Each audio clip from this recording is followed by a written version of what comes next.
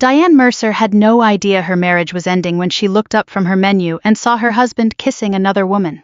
Not in some blurry photo, not through a rumor, not because a friend told her. I was sitting 2 tables away from him. That was me. 47 years old, married for 18 years, staring at my husband across an expensive restaurant while my phone still displayed the text he'd sent less than 5 minutes earlier.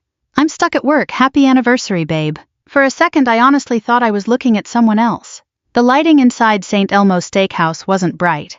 The restaurant was packed with people celebrating birthdays, business deals, and Friday nights in downtown Indianapolis.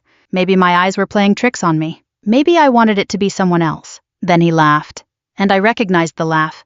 Scott's laugh always sounded like he was slightly out of breath. 18 years of marriage had made that sound impossible to mistake. I sat perfectly still. Across the room, Scott reached across the table and touched the woman's hand.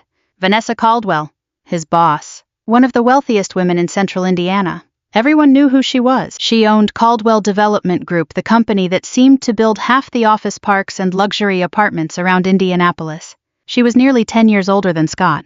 Elegant, confident, the type of woman who looked expensive without trying. I watched her smile, then I watched them kiss. Not a friendly kiss, not a misunderstanding, a kiss that told me everything. My stomach dropped so hard I thought I might actually pass out. The waiter approached my table. "Everything okay, ma'am?" I looked up at him. "No." The word came out before I could stop it. The poor guy looked startled. I forced a smile. "Sorry, bad day." He nodded awkwardly and stepped away. I stared at my husband. My husband. The man who had kissed me goodbye that morning. The man who had promised we'd celebrate our anniversary all weekend. The man who claimed he was trapped in some emergency meeting. I grabbed my purse. I wasn't thinking clearly. All I knew was that I was about to walk across that restaurant and make both of them explain themselves. My chair scraped backward. I stood up. And then a hand grabbed my arm. Not hard. Just enough to stop me. I spun around. A gray-haired man in a navy sport coat was standing beside me. Maybe early 60s. Calm expression. Steady eyes. I had never seen him before. "What are you doing?" I snapped. His voice stayed low. "Saving you from making a mistake." I pulled my arm away. "I don't even know you." "No," he said, "but I know her." He glanced toward Vanessa. My anger briefly paused. "What?" The stranger nodded toward the booth. "If you walk over there now, you'll get answers." I folded my arms. "That's exactly what I want." He shook his head. "No. You'll get the answers they want you to hear." I stared at him. Everything about the situation felt ridiculous. A stranger stopping me from confronting my cheating husband. It sounded like something from television. Yet something in his expression made me hesitate. He wasn't smiling. He wasn't being dramatic. He looked tired. Like a man who had already lived through something similar. "Who are you?" I asked. "Richard Hale." The name meant nothing to me. "And why should I listen to you?" His eyes stayed on Vanessa. "Because your husband isn't the smartest liar in that room." That got my attention. Before I could ask another question, Richard pulled a business card from his pocket and handed it to me. The card simply said, "Richard Hale, Forensic Accounting Consultant." Below it was a phone number. Nothing else. He stepped backward. "If you're curious, call me." Then he turned and walked toward the exit. I stood there holding the card. Part of me wanted to chase after him. Part of me wanted to throw it away. Instead, I looked back at Scott. He was smiling at Vanessa, looking happier than I'd seen him in months. The sight hurt more than I expected. Not because he was cheating, because he looked relieved, as if he didn't have to pretend around her. I quietly sat down. I paid my bill, and I left. Scott didn't even notice. The drive back to Carmel felt longer than usual. Traffic crawled along Interstate 465. Rain tapped against the windshield. The radio played old Eagles songs that somehow made everything feel worse. When I reached our neighborhood, most houses were already dark. Our subdivision looked exactly as it had for years. Neat lawns, American flags, porch lights glowing softly. The kind of place where people assumed marriages lasted forever. I parked in the driveway and sat there for a long time. Eventually, I went inside. The house felt strangely empty. I wandered through rooms filled with 18 years of memories. Family vacations, Christmas mornings, arguments, recoveries, ordinary life. I kept asking myself the same question. How long had this been happening? Weeks, months, years. Around 10 o'clock, Scott texted again. "Meeting finally ending. Be home soon." I laughed. Actually laughed. It sounded almost crazy in the quiet kitchen. At 11, he walked through the front door carrying his laptop bag. He kissed my cheek. "Happy anniversary, sweetheart." I looked directly at him. My husband. My stranger. And somehow I managed to smile. Long day? You have no idea. The lie came so easily. That was the part that hurt most. Not the affair, not even the kiss. The practice. The smoothness. The fact that he'd clearly done this before. Later that night after Scott fell asleep, I couldn't. I wandered into the garage. His golf club sat against the wall. He planned to play Saturday morning. Just like always. As I passed them, something caught my eye. A black zippered pocket on the side of the bag was slightly open. I almost ignored it. Then curiosity got the better of me. I unzipped the pocket. Inside was something that definitely wasn't golf equipment. A phone. Not his regular phone. A second phone. I stared at it. The screen reflected my face back at me. My pulse started pounding. Suddenly Richard's words echoed in my head. Your husband isn't the smartest liar in that room. I picked up the phone and realized my anniversary surprise was only the beginning. I didn't sleep more than 2 hours that night. The second phone sat on the kitchen table while I paced around it like it was a bomb. Several times I told myself to put it back where I'd found it. Several times I picked it up again. By 6 in the morning I was sitting alone with a cup of coffee that had already gone cold. Scott came downstairs wearing golf clothes. Khaki shorts, navy polo, the same outfit he'd worn every Saturday for years. Morning, he said. Morning. He opened the refrigerator. You okay? I forced a smile. Didn't sleep much. Me neither. Another lie. Or maybe not. At that point I honestly didn't know. He poured orange juice, kissed the top of my head and left for the golf course. The moment his truck disappeared from the driveway, I grabbed the phone. The screen lit up. Passcode required. I stared at it. Then I laughed bitterly. Scott had always used the same passwords. Birthdays, anniversaries, golf scores he was proud of. Predictable things. I tried our wedding anniversary. The phone unlocked immediately. For a moment I simply sat there. My hands actually trembled. I expected romantic messages, love notes, secret photos, evidence of an affair. What I found was stranger, and much worse. The phone contained hundreds of text messages between Scott and Vanessa. At first glance, many looked ordinary. Meeting schedules, property developments, investment discussions. Then I noticed certain phrases repeated. Move the funds. Temporary transfer. Keep this off company records. Don't mention it in writing. My stomach tightened. I wasn't an accountant. I wasn't a lawyer. But I knew enough to recognize when people were trying to hide something. I spent the next 3 hours reading. The deeper I went, the more confused I became. There were references to missing money, accounts that didn't match, investors asking questions. Vanessa seemed increasingly desperate. Scott seemed increasingly involved. One message stopped me cold. Vanessa had written, "If this falls apart, they'll never trace it back to me." Scott replied, "They won't. I've covered everything."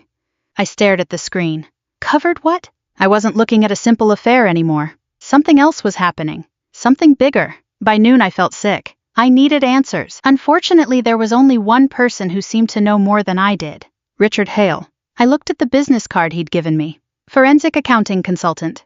The title suddenly seemed much more interesting. After debating with myself for almost an hour, I finally called. The phone rang twice. Richard Hale. His voice sounded exactly as calm as it had in the restaurant. "This is Diane Mercer." Silence. "Then, I was wondering when you'd call." That irritated me. "You seem very confident." "No," he said, "just experienced." I didn't laugh. "Who are you really?" "I'm exactly who my card says I am." "And how do you know Vanessa Caldwell?" A pause. Long enough to tell me he was deciding how much to reveal. "Because I used to work for her." That surprised me. "What happened?" "I got fired." "Why?" He sighed. "Because I asked questions she didn't like." An hour later I was sitting across from him inside a coffee shop in downtown Carmel. The place smelled like roasted beans and cinnamon muffins. Retirees chatted near the windows. College students worked on laptops. Nobody paid attention to us. Richard stirred his coffee. "I worked for Caldwell Development for nearly 12 years. "What did you do?" "Forensic accounting." I nodded slowly. "Looking for fraud, among other things." "What happened?" His expression hardened. "I found numbers that didn't make sense." I leaned forward. And I made the mistake of believing honesty mattered." The bitterness in his voice sounded genuine. Richard explained that years ago he had discovered irregular financial transfers inside the company. Nothing dramatic at first. Just numbers that didn't add up. When he raised concerns, executives dismissed them. When he persisted, he was terminated.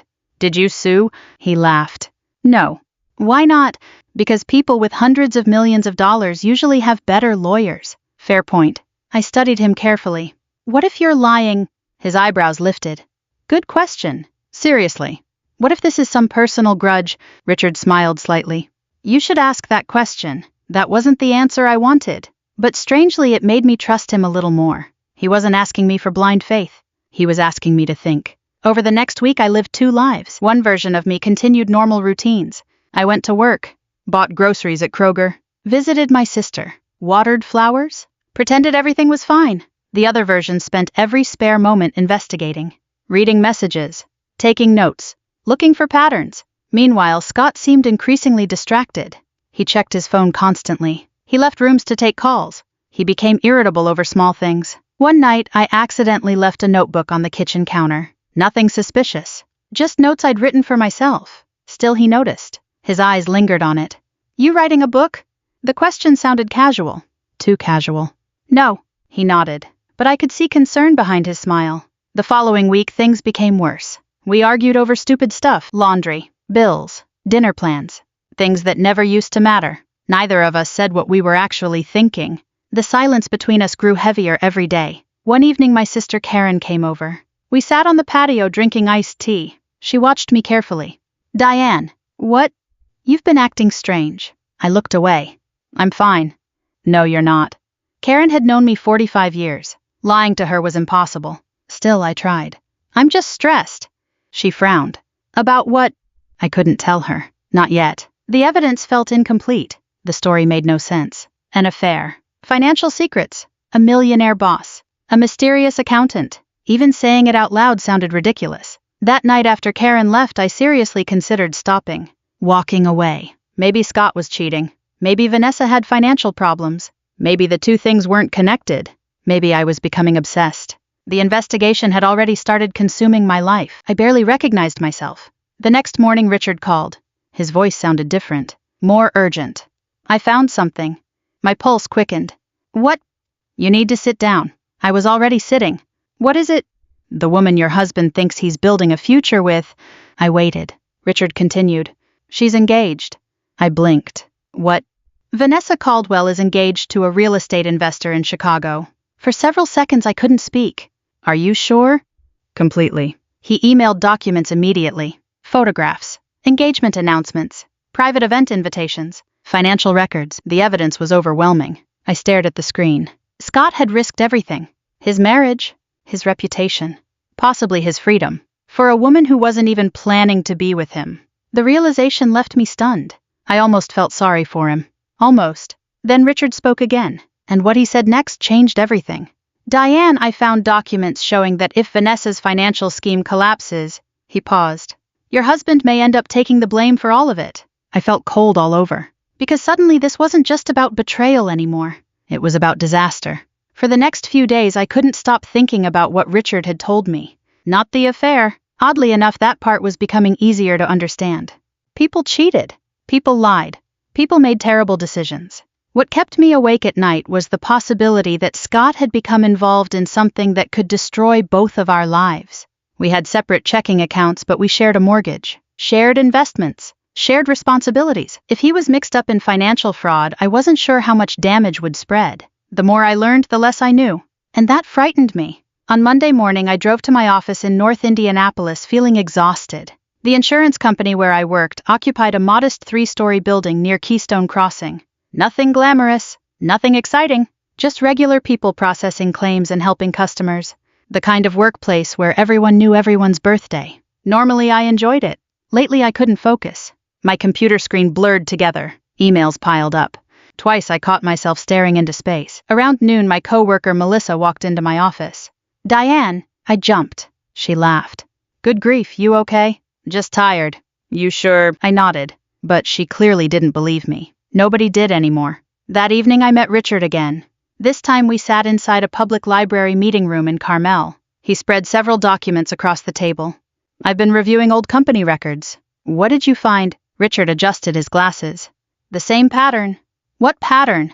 Money moving through temporary accounts. I studied the papers. Numbers, dates, transfers. Most of it looked like a foreign language to me. He pointed at several highlighted sections. These transfers shouldn't exist. And Scott helped with them. Looks that way. I rubbed my forehead. The headache I'd been carrying for weeks intensified. What if he didn't understand what he was doing? Richard looked at me carefully. You still love him? The statement wasn't a question. I stared at the documents. I don't know. That wasn't entirely true. I did still love him. At least part of me did. The part that remembered road trips to Michigan, snowstorms, hospital visits, family holidays. 18 years doesn't disappear overnight. Unfortunately, love doesn't erase facts either. Over the next month, I began quietly collecting evidence. Nothing dramatic, just screenshots, copies of messages, notes, dates, anything that might eventually matter. The process felt uncomfortable. I wasn't a detective. I wasn't a spy. Half the time I felt guilty. The other half I felt angry for feeling guilty. Meanwhile, Scott's behavior became increasingly erratic. Some days he seemed nervous. Other days he acted unusually cheerful, almost relieved. One night he came home carrying flowers. Yellow roses. My favorite. The gesture would have melted my heart 6 months earlier. Instead it broke it, because it felt like an apology for something he hadn't confessed. We ate dinner together. Talked about ordinary things. Neighbors, weather, weekend plans. The entire time I wondered how much of our conversation was real. After dinner he reached across the table and squeezed my hand. I'm sorry I've been distracted lately. I looked at him. There was genuine sadness in his eyes. For one dangerous moment I nearly told him everything. About the second phone. About Richard. About the investigation. I almost confessed it all. Instead I simply nodded. Me too. That night I cried in the shower where he couldn't hear me. Not because I wanted revenge. Because I wanted my old life back. The problem was that my old life apparently never existed. A week later everything nearly collapsed. I was making copies of financial notes during lunch break when someone entered the records room unexpectedly. I turned around. Melissa. Of course. She looked surprised. Diane. My stomach dropped. What are you doing? I reacted too slowly. The papers were still in my hands. She glanced down, then back at me. An uncomfortable silence followed. I knew exactly what she was thinking. Why was an office manager making copies of documents unrelated to work? The explanation sounded suspicious because it was suspicious. I quickly shoved the papers into a folder. Just personal stuff. Melissa nodded, but her expression said otherwise. By Friday, rumors had begun spreading around the office. Nothing specific, just whispers, questions, concerned looks. The situation embarrassed me more than I wanted to admit. The stress started affecting every area of my life. At home, Scott became increasingly suspicious. One evening he found me looking at his schedule on the kitchen calendar. What are you doing? The question sounded sharper than usual. I froze. Nothing. His eyes narrowed. For a second we simply stared at each other. The tension felt thick enough to touch. Then he walked away. Neither of us mentioned it again. The following weekend my sister Karen finally confronted me. We were shopping at a Target in Fishers when she pushed her cart beside mine. Diane, what? She stopped walking. Talk to me. I sighed. About what? You've been miserable for months. I looked down at a display of bath towels. Diane, I still said nothing. Karen lowered her voice. Are you having some kind of breakdown? That hurt. Not because she meant it cruelly. Because she genuinely believed it. I realized how strange I must look from the outside. Secretive. Distracted. Obsessed. Chasing pieces of a story nobody else could see. Even I sometimes questioned myself. That uncertainty became worse a few days later. Richard called late Tuesday afternoon. His voice sounded frustrated. You're not going to like this. My stomach tightened. What happened? My laptop crashed. I blinked. What? The hard drive failed. Silence. Then another silence. I couldn't believe what I was hearing. Months of records. Research. Evidence. Gone. Can it be recovered? I don't know. I sank into my chair. For the first time since this entire nightmare began, I seriously considered giving up. Maybe the universe was trying to tell me something. Maybe none of this would ever lead anywhere. Maybe I should walk away. File for divorce. Start over. Forget the rest. The next several days felt hopeless. Then something unexpected happened. Vanessa Caldwell made a public announcement. A charity gala. A huge fundraising event at a luxury hotel in downtown Indianapolis. Business leaders, investors, local reporters, political figures. Everyone important would be there. The event immediately made local news. I paid little attention at first. Then Scott came home carrying an invitation. He looked happier than I'd seen him in weeks. Diane, guess what? I forced a smile. What? They selected me for an award. I blinked. What kind of award? Community leadership. The irony nearly made me laugh. Instead, I nodded. Congratulations, he smiled. I want you there. I looked at the invitation. Crystal chandeliers. Black tie dinner, 500 guests, a public celebration of people who supposedly represented integrity. Something about it felt absurd. Then my phone rang. Richard. I stepped into another room and answered. I found something. His voice sounded different. Excited. Hopeful. What? A backup. My heart jumped. A backup of what? Everything. I gripped the phone tighter.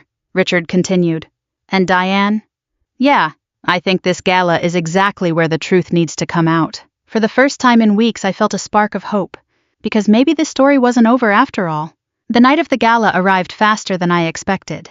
For nearly 2 months my life had revolved around secrets, evidence, and unanswered questions. Now everything was leading to a single evening.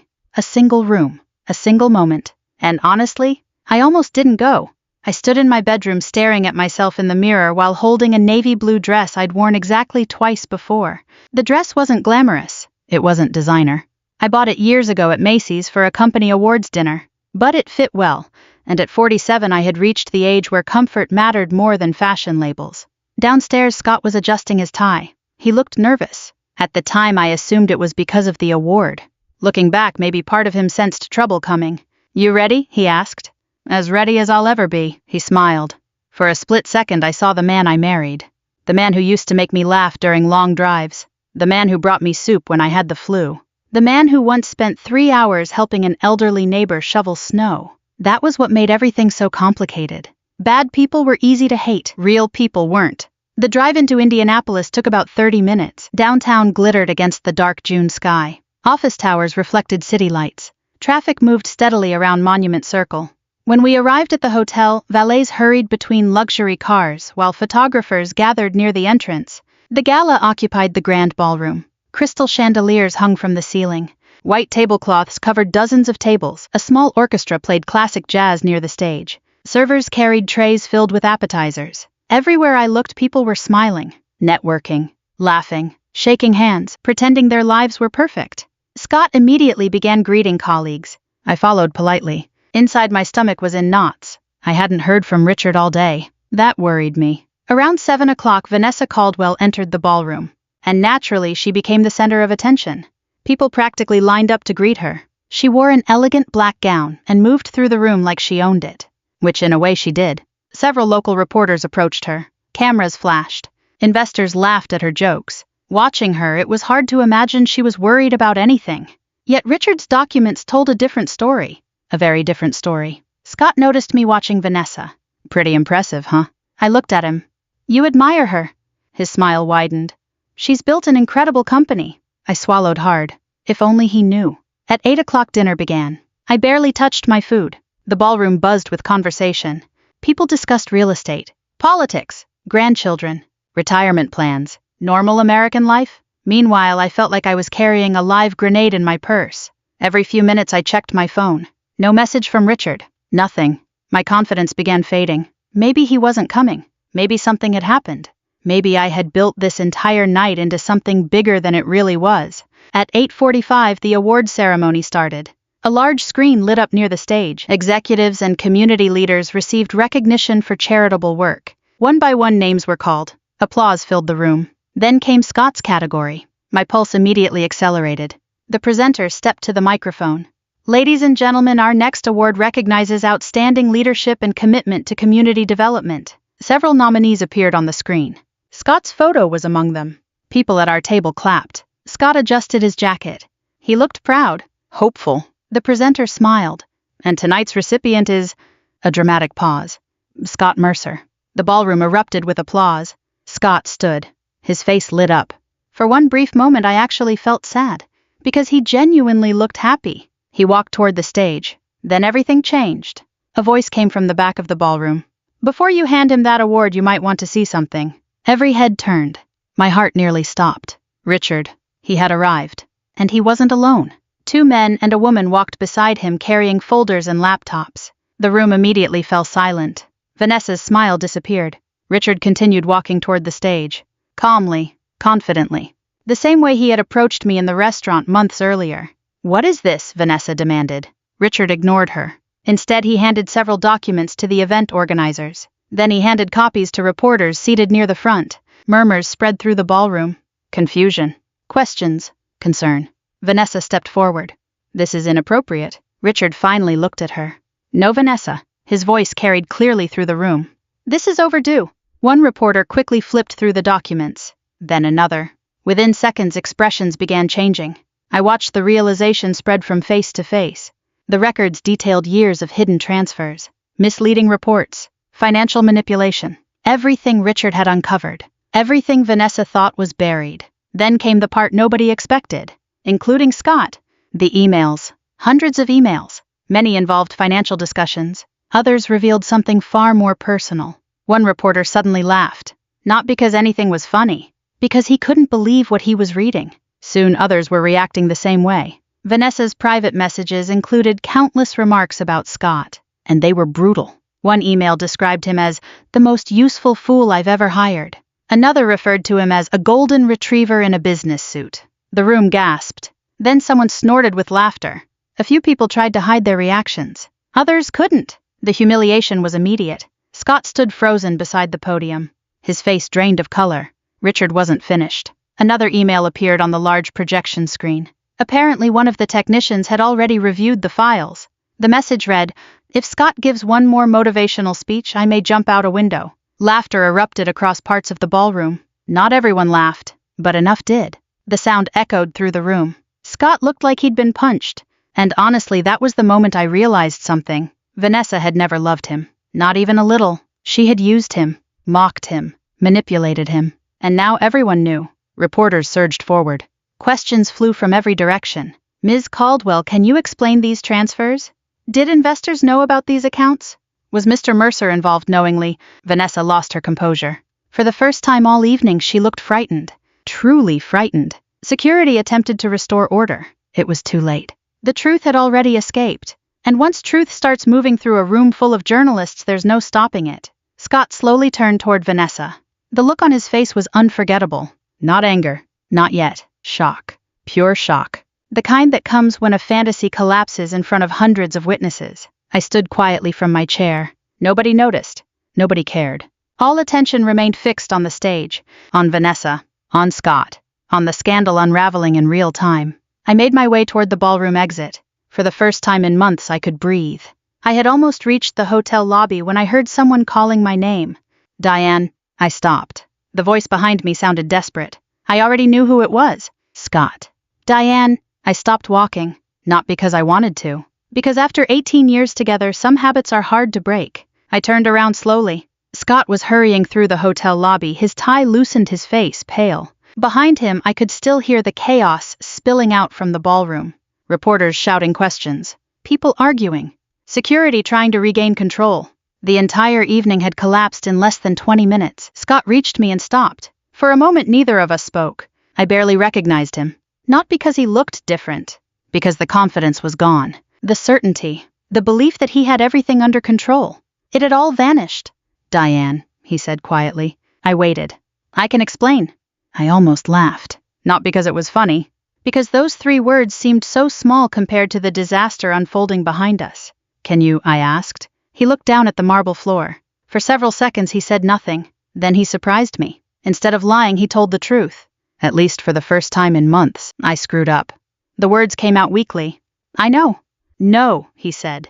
You don't understand. I folded my arms. Then help me understand. Scott rubbed his face, looking exhausted, looking older than 50, looking like a man who had just watched his future disappear. It wasn't supposed to happen this way. I shook my head. None of this was supposed to happen. A painful silence settled between us. Finally he sighed. I thought she cared about me. There it was. The truth. Simple. Embarrassing. Human. Not love. Not destiny. Not some great romance. Just a middle-aged man convincing himself that a powerful woman saw something special in him. And she didn't, I said. No. The answer came immediately. No defense. No excuses. Just acceptance.